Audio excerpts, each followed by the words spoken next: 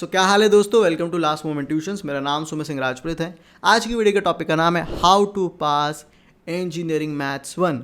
Mumbai university के बच्चों को ये पेपर है भैया, और बच्चों को लग रहा है बहुत डर। सेमेस्टर 1 में है, कैसे पास होना है, क्या करना है, इतना कॉम्प्लेक्स है, क्या करेंगे। तो ना मैं आपको ये वीडियो में क्या बताने वाला हूँ। सबसे पहले तो मैं आपको इंपॉर्टेंस मॉडल बताऊंगा कि कौन से इजी वाले मॉडल्स हैं, उनको पहले कर लो ताकि पास होने का जुगाड़ हो जाए। सेकंड मैं आपको बताऊंगा कि उनके अंदर पर मॉडल में क्या क्या इंपॉर्टेंट चीज़ें पूछी जाती है। क्वेश्चन देख क्या पता कर पाओगे कि ये कौन से मॉडल का क्वेश्चन है, वरना बच्चे तो कंफ्यूज हो जाते हैं कि मुझे पता ही नहीं चल रहा कौन से मॉडल का क्वेश्चन है, सॉल्व तो मैं क्या ही करूँगा। सब कुछ प्रॉपर गाइडेंस दूंगा, प्रॉपर क्वेश्चंस बताऊंगा। एंड ऑफ द वीडियो आपके अंदर कॉन्फिडेंट होगा कि हाँ मुझे पता है कितना पढ़ना है, कैसे पढ़ना है, कहाँ से पढ़ना है। मैं अपने पेपर में फोड़ दूंगा। तो ये वीडियो को एंड तक देखना। लास्ट में भी कुछ इंपॉर्टेंट टिप्स मैंने दी है, क्योंकि लोगों को वो चीज़ें नहीं पता होती और केटी लग जाती है, तो वो एंड तक देखना। और आपसे छोटी सी रिक्वेस्ट है, सारे दोस्तों में ये शेयर करो, क्योंकि ये बहुत इंपॉर्टेंट है आपके लिए और सारे बच्चों के लिए, उनको पास होने में मदद करेगा। चलो वीडियो को शुरू करते हैं।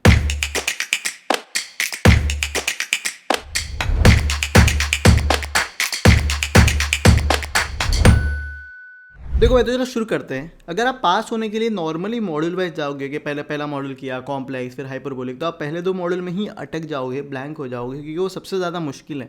तो मैं आपको ना फ्लो बता रहा हूँ कि पहले कौन से मॉड्यूल करने हैं जो ईजी है और जो इंपॉर्टेंट है, और उसमें भी क्या पढ़ना है, मैं आपको सब चीज़ बताता हूँ। इतना क्लियर है? ओके। तो ये फ्लो आपको जो आपके सामने स्क्रीन पे उसको फॉलो करना है। सबसे पहला न्यूमेरिकल सोल्यूशन करना है, फिर मैट्रिसेस, फिर पार्शियल, फिर एप्लीकेशन, और उसके बाद कॉम्प्लेक्स और हाइपरबोलिक करना है। ये दोनों बहुत कॉम्प्लेक्स है। अगर आप ये चार भी अच्छे से कर लेते हो और ये थोड़ा थोड़ा इसको तो नहीं ही करोगे तो चलेगा। ये बहुत ज़्यादा कॉम्प्लेक्स है, आपका बहुत टाइम चला जाएगा और इतना टाइम अपने पास है नहीं। ओके। तो अब यार इनके क्वेश्चंस कैसे आते हैं, इनमें क्या होता है, आप बहुत डाउट रहेगा। हम ना पेपर में क्वेश्चन ही नहीं समझ पाते, डिफाइन ही नहीं कर पाते कौन से मॉडल्स हैं, मैं आपको सब बताऊँगा। ओके। सबसे पहले आ जाते हैं न्यूमेरिकल सोल्यूशन को देख लेते हैं। न्यूमेरिकल सोल्यूशन में 4 टाइप के क्वेश्चन आते हैं: regular, falsies, Ramson method, Jacobi और साइडल।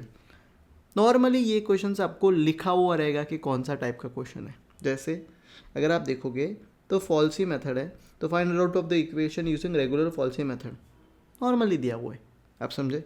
अगर रैमसन मेथड है तो लिखा हुआ रहता है फाइंड न्यूटन रैमसन मेथड, ये using Newton Ramson method solve this. तो इस तरह से अगर आप देखोगे तो अगर आपको दिया हुआ है तो आपको देख के पता कर सकता है कि कौन से टाइप का क्वेश्चन है। ठीक है। उसी तरह से जैकोबी भी लिखा हुआ रहेगा कि भाई गॉस जैकोबी से सॉल्व करो। और उसी तरह से अपने को गॉस साइडल के देखो 2 क्वेश्चन आए, ये भी एक इंपॉर्टेंट थिंग है, इसको ज़्यादा करके जाना। तो ये चारों चीज़ें करके जाना ज़्यादा मुश्किल नहीं है, फॉर्मूला बेस ही है। 3-4 इसी टाइप के न्यूमेरिकल्स आप प्रैक्टिस करोगे तो हो जाएगा। ये जो भी क्वेश्चन मैंने लिए हैं ये सेम क्वेश्चन तो करके जानी है, पर इस टाइप के सीख के जाओ। मैं ये नहीं कह रहा कि यही आएगा, इस टाइप का आएगा। ये क्वेश्चन मैंने प्रीवियस ईयर जो 2 पेपर आए थे ना, उनको मॉडल वाइज अरेंज करके आपके सामने रखे ताकि आप क्वेश्चन को डिफाइन कर पाओ, पर इस टाइप का सीख के जाओ कि कैसे क्वेश्चन आते हैं। तो भैया न्यूमेरिकल सोल्यूशन वाला समझ गया, मॉडल 6। आगे बढ़ते हैं। सेकंड जो मॉडल अपने को पकड़ना है वो है मैट्रिसेस। मैट्रिसेस 2 हिस्सों में बटा हुआ है, एक है नॉर्मल मैट्रिसेस, दूसरा है लीनियर इक्वेशन। चलो मैं आपको बताता हूँ। नॉर्मल में क्या होता है, प्रॉपर्टीज़ पूछेंगे, ऑर्थोगोनल पूछेंगे और पीए की नॉर्मल फॉर्म पूछेंगे। तो पहले मैं आपको ये बता देता हूँ, फिर मैं आपको इसको डिफाइन करूँगा। ओके। तो नॉर्मल फॉर्म में क्या आएगा, जैसे प्रॉपर्टीज़ में जैसे सिमेट्रिक है, हर्मिनेंट है, स्क्यू सिमेट्रिक है, हर्मिनेंट है, क्वेश्चन इस तरह से आता है। Express the matrix as sum of symmetric and skew symmetric matrix, या फिर express the matrix as sum of hermitian and skew hermitian matrix. तो इस टाइप के न्यूमेरिकल्स आते हैं। तो ऐसा कोई भी दिया तो अपने को सॉल्व करना आना चाहिए। ईजी है, आराम से कर सकते हो। सेकंड टाइप को जो आते हैं, जो बहुत ज़्यादा इंपॉर्टेंट है, वो है यूनिटरी एंड ऑर्थोगोनल। उसमें भी ऑर्थो बहुत ज़्यादा इंपॉर्टेंट है। क्वेश्चन किस तरह से आएगा देखो, show that the matrix is unitarian hence find A inverse. लिखा हुआ डायरेक्ट देख के पता चल रहा है। Find A B C if A is orthogonal matrix, ये दिया हुआ है, और साथ में ए इनवर्स निकालना है। अक्सर हमें बताया रहता है ये ऑर्थोगोनल है और हमें उसकी जो अननोन वैल्यूज है वो फाइंड आउट करनी रहती है। तो ये एक ऑर्थोगोनल का है। और 2 ऑर्थोगोनल की पूछेगी, ए बी सी निकालो और ए इनवर्स निकालो जब ये ऑर्थोगोनल है, अल्फा बीटा गामा निकालो जब ये ऑर्थोगोनल है। तो ऑर्थोगोनल का आता है भाई, आएगा ही, अब प्रैक्टिस करके जाना। एक यूनिटरी का भी करके चले जाना, अगर किस टाइप का आया तो अपन उसको कर सकते हैं। इतना समझा? ओके। लास्ट आ जाते हैं जो तीसरा टाइप का है मैट्रिसेस में, बहुत इंपॉर्टेंट है, वो है नॉर्मल एंड पीए की नॉर्मल फॉर्म। तो एक नॉर्मल फॉर्म आ जाएगा अपने को 3 मार्क्स के लिए या 4 मार्क्स के लिए। Reduce the following matrix to normal form and find the rank of the matrix, आराम से कर सकते हो। या फिर जो पीए की नॉर्मल फॉर्म है वो इस तरह से पूछा जाता है, बहुत बहुत बहुत ज़्यादा इंपॉर्टेंट है। Find non singular matrix P A Q such that P A Q is in normal form, hence find the rank of the matrix and obtain a inverse. Similarly rank of the matrix दिया हुआ है, ये पूछने का आपको, तो इस तरह से पूछा जाता है। ओके भैया, ये समझ में आ गया। ओके, अब आ जाते हैं कि इतना हो गया। अब लास्ट में ये वाला देखो, लीनियर इक्वेशन किस तरह से होता है। इसका फॉर्म होता है A X is equal to B, मतलब x plus Y plus Z is equal to something. तो अभी कैसे पता चलेगा कि ये जो गिवन क्वेश्चन है ये होमोजीनियस वाला है, नॉन होमोजीनियस है, कैसे पता चलेगा? मैं आपको बताता हूँ। जब A X is equal to B होता है, जहाँ पे बी की वैल्यू जो है वो 0 है, तो होमोजीनियस है।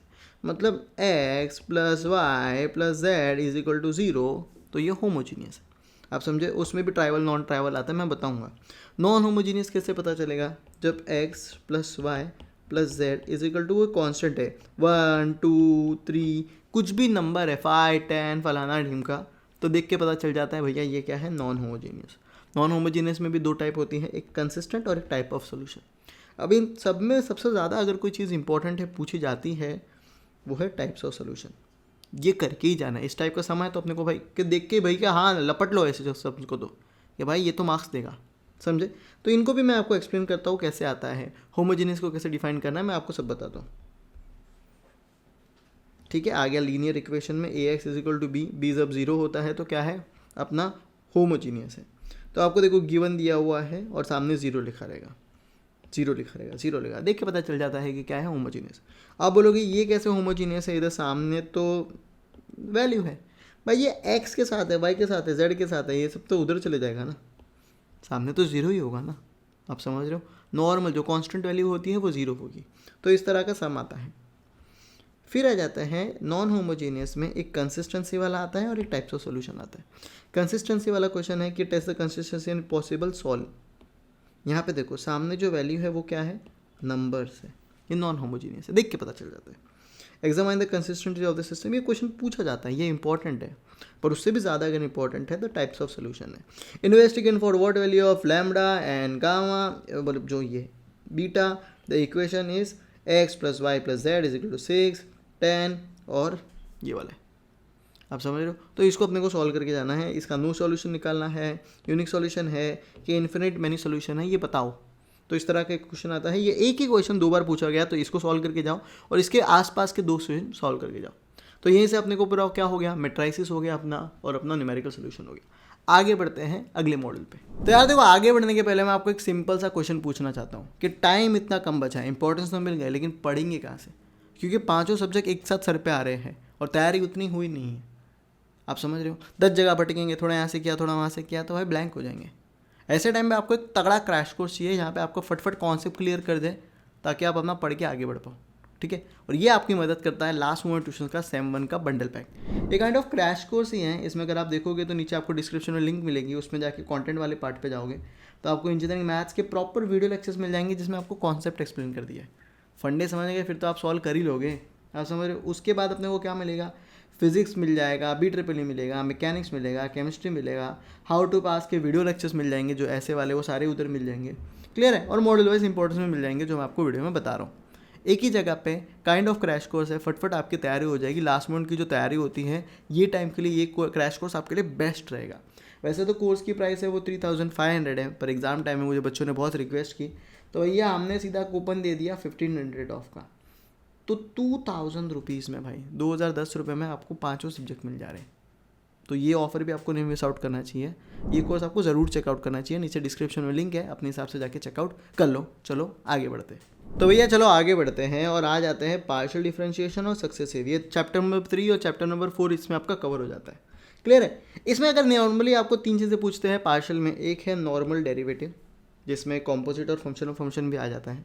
दूसरा है होमोजीनियस जिसमें यूलर्स नॉर्मल और मॉडिफाइड होता है। तीसरा मैक्सिमम मिनिमम और एक्सट्रीम है। तो मैं आपको बताता हूँ क्वेश्चन कैसे डिफाइन, मतलब कैसे पता करना है कि कौन सा क्वेश्चन है।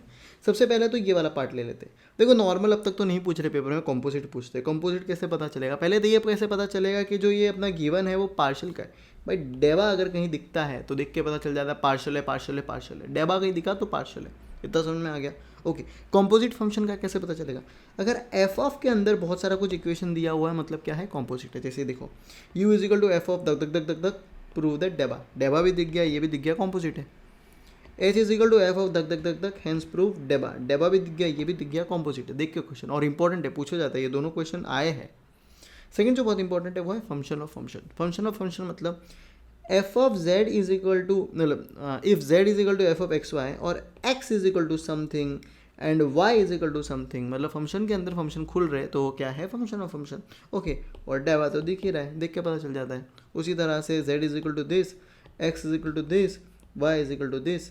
तो अगर ये भी दिखा और यहाँ पे डेवा नहीं है तो भी अपने को पता चलना चाहिए कि फंक्शन ऑफ फंक्शन है। क्वेश्चन देख के आपको समझना चाहिए। ओके, तो दो हो गए। आ जाते हैं आगे, आ जाते यूलर्स। यूलर्स उसमें भी था, इसमें भी था, कैसे पता चलेगा? डेबा देख के पता चल जाएगा यूलर्स कौन सा है, पर यूलर्स नॉर्मल माला है कि मॉडिफाइड है वो कैसे पता चलेगा, मैं बताता हूँ। देखो, एक तो ना अभी थियोरी पिछले बार पूछा गया था, सिंपल सा, इसको तो पढ़ के जाओ, क्या पता आ जाए तो 4-5 मार्क्स ऐसे ही मिल जाएंगे, कोई क्वेश्चन ही नहीं है। State and prove Euler's theorem on homogeneous function with 2 independent variable, तो इसको करके चले जाना। ओके, पता कैसे करते हैं मैं आपको बताता हूँ। जब भी नीचे डेबा एक्स है ना, उसके बाजू में एक्स आ जाएगा, डेबा वाई के बाजू में डेबा वाई है, ऐसा देख के पता चल जाता है यूलर्स का। क्वेश्चन में नहीं लिखा रहेगा, if U is equal to this find X into डेबा यू बाई डेबा एक्स, वाई इंटू डेबा, तो ये बाजू बाजू में दिखेगा। देखो यहाँ पे बाजू बाजू में आप बोलोगे इधर बाजू में नहीं है भाई, ये जो यू ऑफ एक्स है ना, इसका मतलब ही होता है डेबा यू बाई डेबा एक्स। थोड़ा घुमा के कान पकड़ते, पर तुम्हारा भाई स्मार्ट है, तुमको सिखा दिया है सब कुछ, तो आप अगली बार कंफ्यूज नहीं होंगे। समझा? इस तरह से क्वेश्चन आते हैं। ओके भैया, आगे बढ़ते हैं यूलर्स मॉडिफाइड में। मॉडिफाइड में कुछ नहीं, A plus B the whole square का फॉर्मूला है, अभी सिर्फ स्क्वायर्स आएंगे इसमें। जब भी स्क्वायर दिख रहे हैं मतलब समझो यूलर्स मॉडिफाइड है। जैसे देखो, x square x y y square x square, इधर वाई स्क्वायर आना चाहिए था, बट ठीक है, आप समझ रहे हो ना, इस तरह से अपने को पूछा जाता है। ओके भैया, इसी तरह से स्क्वायर अगर आपको दिख रहे हैं तो ये यूलर्स मॉडिफाइड का क्वेश्चन है। इतना समझ में आ गया? ओके, अब आ जाते हैं तीसरा। ये दोनों बहुत बहुत बहुत ज़्यादा इंपॉर्टेंट है, ये मॉडल 4 से आते हैं, application of partial differentiation. Simple सा क्वेश्चन आपको पूछा रहेगा, देख के समझ में आओगे कि भैया एप्लीकेशन का है कैसे। Discuss the maxima and minima देख के पता चल जाएगा, या फिर show that the minimum value of this is given, लिखा हुआ है। या फिर इसको अलग से घुमा के कैसे पूछते हैं, आप कंफ्यूज हो जाएंगे, बोलेंगे इसको एक्सट्रीम निकाला। एक्सट्रीम का मतलब ये मैक्सिमम मिनिमम होता है। Examine the function for extreme value, उसका मतलब कभी कभी इसको स्टेशनरी भी पूछते हैं, पर कुछ भी पूछे, तुम्हारे भाई ने तुमको बता दिया है, तुम कंफ्यूज मत होना, सिर्फ प्रैक्टिस करके जाना, इतना समझे। और अगर वीडियो अब तक अच्छी लग रही है तो लाइक नहीं किया तो करो यार, सब्सक्राइब करो, साथ में बाकी लोगों तो भी शेयर करो। जितने ज़्यादा लोगों तक पहुँचेगी ये वीडियो, उतना अपने को लगेगा अपनी मेहनत रंग लाई, तो जाके शेयर कर दो। ये बहुत इंपॉर्टेंट है, इसको बिल्कुल मिस आउट मत करना, समझा। मैक्सिमम मिनिमम वाले क्वेश्चन करके ही जाना है, ज़्यादा आ रहे हैं पिछले 2 पेपर में। और उससे साथ साथ जो ज़्यादा इंपॉर्टेंट है वो nth डेरिवेटिव वाले, 3 मार्क्स के लिए आएगा, कभी 4 मार्क्स के लिए आएगा। पहले क्वेश्चन में आपको nth डेरिवेटिव दिख जाएगा, तो ये सॉल्व करना आना चाहिए अपने को। एक पेपर में तो 2 बार पूछ लिया था, कसम से कह रहा हूँ। तो फाइंड nth डेरिवेटिव देख के क्वेश्चन पता चल जाएगा क्या है भाई, एप्लीकेशन वाला है, सक्सेसिव वाला है। इतना समझ गया। उससे उसी के साथ साथ अगर बहुत ज़्यादा इंपॉर्टेंट है वो है लेबिनिट्स थ्योरम। लेबिनिट्स थ्योरम का क्वेश्चन कैसे पता चलेगा, y of n plus 1 n plus 2 देख के पता चल जाता है। बताता हूँ, y of n plus 1 n plus 2, समझा। y of n plus 1 n plus 2 जैसे देखोगे पता चल जाएगा लेबिनिट्स का थ्योरम का है। 5 से 6 मार्क्स के लिए पूछते हैं, बहुत इंपॉर्टेंट है। पिछले दोनों पेपर में एक आया है 6 मार्क्स के लिए, तो क्यों मिस करना है। इतना क्लियर हो गया? ओके, तो भैया अपने को समझ में आ गया पूरा, नॉर्मल क्या होता है, होमोजेनियस क्या होता है, मैक्सिमा, nth डेरिवेटिव, लेबिनिट्स हो गया। चलो आगे के मॉडल पे जाते हैं। तो भैया अब आगे बढ़ते हैं और आ जाते हैं कॉम्प्लेक्स नंबर पे और हाइपरबोलिक पे। मेरी एडवाइस रहेगी कि पहले 4 मॉडल बहुत अच्छे से कर लो, फिर कॉम्प्लेक्स पे जाओ, और हाइपरबोलिक को तो जाने दो भाई। अब मेरी बात समझ, ये मेरी पर्सनल एडवाइस रहेगी। अगर आपके पास 3 दिन ही बचे हैं, तो जब मैं अपलोड कर रहा हूँ तो ऑलमोस्ट 3 दिन बचे एग्जाम्स के लिए, जितना कम टाइम बचा है तो हाइपरबोलिक को उतना दूर रखो। कॉम्प्लेक्स में क्या क्या इंपॉर्टेंट मैं आपको बताता हूँ। 3 टाइप के क्वेश्चन आते हैं। एक आता है z⁻n और z⁻n बार, दूसरा आता है एक्सपांशन, और तीसरा आता है रूट्स। सबसे ज़्यादा इंपॉर्टेंट एक्सपांशन और रूट्स है। ईजी है, आप आराम से थोड़ा सा प्रैक्टिस करोगे तो हो जाएगा। ये भी ठीक ही है, लेकिन मैं आपको बता देता हूँ कैसे होता है। z⁻n और n बार कैसे फाइंड आउट करते हैं मैं बताता हूँ। देखो क्या रहेगा आपका, जो पहले तो कॉम्प्लेक्स को कैसे डिफाइन करना है। कहीं भी अगर आपको आई दिख रही है, देखो इसमें आई है, आई दिख के पता चलेगा कॉम्प्लेक्स का है। आई दिखा मतलब क्या है, कॉम्प्लेक्स है। इतना समझ में आ गया? ओके। z⁻n और n बार क्या होगा, जहाँ पे आई है ना उसकी वैल्यू चेंज हो जाएगी, 1 + i 1 - i, e⁻ -i, ये देख के z⁻n और n+1 वाला z⁻n बार वाला फॉर्मूला है। तो इस तरह से z⁻n बार वाले क्वेश्चन आते हैं। ठीक है, वो तो बेसिक्स वाला है, पर ज़्यादा इंपॉर्टेंट 2 चीज़ें हैं। क्या है, रूट्स वाला और एक्सपांशन वाला। तो रूट्स वाले में कैसे पता चलेगा रूट्स का है, बहुत ईजी है। x⁻⁴ 3 के ऊपर कुछ भी दिखे मतलब रूट स्क्वायर, 3 भी आ सकता है। x⁴, x³ x² x+1 को भाई इजिकल टू 0 सॉल्व करो, रूट्स है। x⁶ - 1 इजिकल टू 0, रूट्स है। x⁻10 x⁵ + 15 is equal to 0, roots है। भाई देख के आप क्वेश्चन कर सकते हो, ये वाला तो 2 बार पूछा गया है, आप समझ रहे हो। तो इस तरह से अपने को पूछा जाता है। इसी में एक और क्वेश्चन पूछा जाता है, वो है find all the values of i1 + i⁻1/3 and show that the continuous product is 1 + i। ये इंपॉर्टेंट है, इसको करके जाना थोड़ा सा, मैं आपको बता रहा हूँ, ये रिपीटेड आता है। Okay, find all the roots of 1/2 + i⁻2 3/4 hence find the continuous product. मतलब वही है, constant plus i constant raise to something आता है और अपने को उसको करके जाना है। इतना समझा। तो एक तो एक्सपांशन इस तरह से आता है और एक कंटिन्यूस प्रोडक्ट का आता है, ये दोनों बहुत इंपॉर्टेंट है, इसको करके जाना। इससे भी सबसे ज़्यादा इंपॉर्टेंट है डी मॉर्गेज। डी मॉर्गेज में सबसे पहले साइन n थीटा होता है और साइन n⁻θ होता है। मतलब कोई भी ट्रिग्नोमेट्री n थीटा है, ट्रिग्नोमेट्री n⁻θ है। मतलब बता दो कैसे, शो दैट tan 7θ उसका एक्सपेंशन है, नॉर्मली है तो ये आएगा sin 7θ, sin 8θ, cos 7θ, इस तरह से उसका एक्सपेंशन आता है, ये करके जाना है। दूसरा डी मॉर्गेज में रहता है raise to theta, cos raise to 6θ, उसका माइनस sin रेज टू 6θ का एक्सपांशन है, cos रेज टू 6θ का एक्सपांशन है। Prove that sin raise to 5θ is equal to this, इसका एक्सपांशन है। तो ये दोनों तो करके जाना भाई, आप समझ रहे हो। उसी के साथ sin raise to 5θ into cos raise to 3θ in a series of sine of multiple theta बताओ। तो इस तरह से इसके आते हैं, ये सारे प्रीवियस क्वेश्चन है, मैं आपको वो बता रहा हूँ। तो इस तरह के क्वेश्चन प्रैक्टिस करके जाओ, कुछ भी आया तो अपन करके जा सकते हैं, एटलीस्ट ये वाले तो करके जाओ, इसके आसपास भी आया तो अपन सॉल्व कर पाएंगे। ये भी एक रिसेंटली पूछा गया है जिसमें अल्फा बीटा गामा का अपने को वैल्यू दिया गया है और इसको भी, ये भी कॉम्प्लेक्स के अंदर आता है, मैं आपको बता देता हूँ। नेक्स्ट आ जाते हैं हाइपरबोलिक। इसको क्या करना है, बाय बोलना है, पर फिर भी मैं आपको बता देता हूँ हाइपरबोलिक का सम कैसे डिफाइन करते हैं। कहीं भी आपको h दिखता है तो वो हाइपरबोलिक का है। जैसे u = log 10, प्रूव दैट, इस तरह से एक पूछ देंगे या फिर ये पूछ लेंगे, ये पूछ लेंगे, इन चारों में से कुछ भी एक चीज़ पूछ लेते हैं। हाइपरबोलिक है, h दिखता तो हाइपरबोलिक है। Sec hyperbolic inverse sine theta hyperbolic है, ठीक है, हाइपरबोलिक है, हाइपरबोलिक है, देख के आपको पता चल सकता है। 5 sin hyperbolic x minus cos hyperbolic x is 5 tan hyperbolic x find करो, देख के आपको समझ सकता है कि वो हाइपरबोलिक है। इधर भी देखो हाइपरबोलिक है। दूसरा जो पूछते हैं वो लॉग ऑफ कॉम्प्लेक्स पूछते हैं, उसमें भी 2 है, रियल और इमेजिनरी पार्ट वाला, ये करके जाना, ये इंपॉर्टेंट है, ये दोनों एक बार याद ही करके चले जाना भाई, ये वाला तो करके जाना। उसके अलावा लॉग के जो क्वेश्चंस आते हैं वो सारे अपने को हाइपरबोलिक वाले में आते हैं। इतना क्लियर है, ओके, समझ में आ गया, समझ में आ गया। तो एक बार फटफट अपन रिकैप कर लेते हैं। ये फ्लो रखना है, सबसे पहले क्या, न्यूमेरिकल सॉल्यूशन, फिर मैट्रिसेस, फिर पार्शियल, फिर एप्लीकेशन, फिर कॉम्प्लेक्स, हाइपरबोलिक को बता देना है। ओके, न्यूमेरिकल में चारों इंपॉर्टेंट है, चारों अच्छे से करके जाओ, लिखा हुआ रहता है। ओके, मैट्रिसेस में अगर आप देखोगे तो ऑर्थोगोनल की क्वेश्चंस बहुत ज़्यादा इंपॉर्टेंट है और पीए की नॉर्मल फॉर्म पूछते हैं, तो ये थोड़े ज़्यादा प्रैक्टिस करके जाना। ओके, लीनियर में अगर आप मुझे पूछोगे तो कंसिस्टेंस और टाइप्स ऑफ सोल्यूशन जो है, इन सब में ज़्यादा टाइप्स ऑफ सोल्यूशन जो है बहुत बहुत बहुत बहुत बहुत ज़्यादा इंपॉर्टेंट है, आप समझ में आ रहे हो। ओके, अब आ जाते हैं पार्शियल। अगर आप पार्शियल में मुझसे पूछोगे तो मैं कहूँगा भैया ये सारे इंपॉर्टेंट है, कॉम्पोजिट भी है, फंक्शन भी है, पर सबसे ज़्यादा कुछ इंपॉर्टेंट है तो मैक्सिमा मिनिमा एक्सट्रीम वाला आता है, पर ये एप्लीकेशन में आता है, मैंने इसको इधर लिखा हुआ है, लेकिन मैक्सिमा मिनिमा बहुत ज़्यादा इंपॉर्टेंट है, nth डेरिवेटिव बहुत ज़्यादा इंपॉर्टेंट है और लेबिनिट्स बहुत ज़्यादा इंपॉर्टेंट है, मतलब बहुत ही ज़्यादा एक्सट्रीम। ओके, फिर आ जाते हैं कॉम्प्लेक्स में। कॉम्प्लेक्स में एक्सपांशन बहुत ज़्यादा इंपॉर्टेंट है और रूट्स वाला बहुत इंपॉर्टेंट है, कोई भी आ सकता है आप हिसाब से। और फाइंड ऑल द वैल्यूज, जिसकी कंटिन्यूड प्रोडक्ट निकालो, ये बहुत ज़्यादा इंपॉर्टेंट है। अब आ जाते हैं लास्ट कुछ एडवाइस जो आपको जानना बहुत ज़रूरी है। पहली बार मैथ्स का पहला पेपर दे रहे हो तो क्या क्या चीज़ों का ध्यान रहना है जिससे अपने को कीटी ना लगे, चलो वो बता देता हूँ। एक लास्ट में मैं आपको 2 एडवाइस देना चाहता हूँ। सबसे पहली एडवाइस है कि आप सोच रहे मैं वीडियो देख के चले जाऊँगा, थोड़ा याद करके चले जाऊँगा, प्रैक्टिस नहीं करूँगा और पेपर में फोड़ के आऊँगा तो नहीं आएगा, तो ब्लैंक हो जाएगा और कीटी लगेगी ऑलमोस्ट ही। तो सबसे पहली एडवाइस है, लोग आपको बोलेंगे ये 4 इंपॉर्टेंट करके चले जाओ और आप वीडियो देख के चले जा रहे हो, नहीं, जितना भी टाइम तेरे पास बचा है, चाहे 4 घंटे बचे, एक मॉडल पकड़ पर प्रैक्टिस करके जा। मेरी बात समझ रहा है, practice practice practice practice practice. अगर 2-3 दिन भी बचे ना भैया, तेरी 100 पेज की 150 पेज की किताब भर जानी चाहिए, उतनी तेरी प्रैक्टिस होनी चाहिए। आसान नहीं है मैथ्स 1, तो अगर तू सोच रहा है हल्के में कि हो जाएगा तो नहीं होगा, बहुत लोगों को कीटी लगती है। तो मेरी एक सिंपल सी एडवाइस रहेगी, रट्टा मत मारना, प्रैक्टिस करना। LMTK से कोर्स से कर, कहीं से भी कर, पर क्या है, प्रैक्टिस करना पहली चीज़। सेकंड क्या है पता है, आप पहला पेपर देने जा रहे हो, आपको पता नहीं कि अरे कैसे अटेम्प्ट करना है, मेरी एडवाइस रहेगी आपके पास टाइम बहुत कम होता है तो ऐसे क्वेश्चंस बिल्कुल भी हाथ में मत लो जो आपका आधा घंटा चला जाए कि मुझे आता है मैं सॉल्व करके दिखाऊंगा। ईगो पे मत ले। 6 मार्क्स का अगर तू सम सॉल्व कर रहा है, फिर 3 मार्क्स का सॉल्व कर रहा है, तेरा एकदम भी राइट हो गया, तूने 1 घंटा डाला, तो उसके लिए तेरे को 20 मार्क्स नहीं मिलने वाला, 3 या 4 ही मिलने वाला है जितना तू सॉल्व कर रहा है।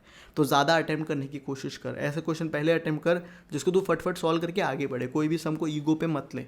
2 घंटा मिलता है और ये पेपर पहले 3 घंटा मिलता था, अभी उसको 2 घंटे में कन्वर्ट कर दिया है। सिलेबस सेम है, सेम टाइम लगेगा तेरा, इसीलिए वॉच लेके जाना और टाइम देखते रहना। हर 10 मिनट 15 मिनट में खुद को ऑब्जर्व करना कि भाई कहीं मैं अटक तो नहीं रहा हूँ। अटक रहा हो तो ये क्वेश्चन बताओ, आगे बढ़ो, जो आता है उसको पहले करो, पास होने का जुगाड़ कर लेना भाई, ठीक है। बाकी और भी वीडियोस के इंपॉर्टेंट डाल रहा हूँ, वो जाके देखो, LMT का कोर्स चेकआउट करो, अपने दोस्तों में ये वीडियो शेयर करो और जाके पढ़ना शुरू कर दे भाई। Best of luck.